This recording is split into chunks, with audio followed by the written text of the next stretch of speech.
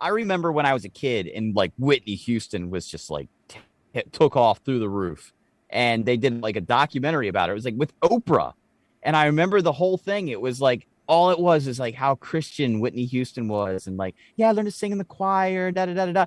And then knowing what I know now, I today when I heard like oh, I want to dance with somebody.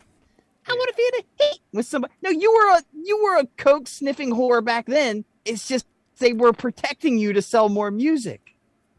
It's just, I didn't find out until I was in my 30s that you were in fact a coke sniffing whore. Like that's all you were. Especially back then because there was record labels. So record labels were just protecting shit. Yeah. And so like my mind went into this conspiratorial rabbit hole about Oprah being in on all this shit. Like, you knew Whitney Houston wasn't pure as the driven snow. You knew this. You puff pieced her up. She was only as pure as the snow she was sniffing. Just only as pure as that Colombian snow.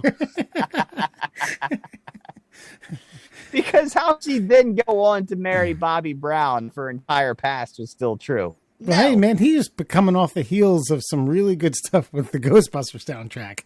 Let's not forget. I mean, shit was riding high. Too hot to handle, too cold to hold. You called it Ghostbusters in control. He was no longer the cute kid in New Edition.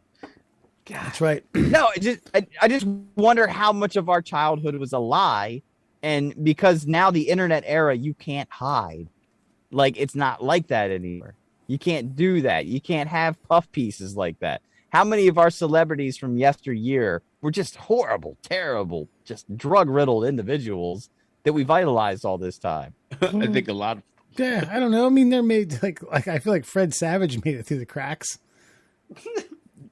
The thing is you can name Fred Savage because there's so few to fucking point your finger at. Perhaps. Because that's a deep cut celebrity. Yeah, it is.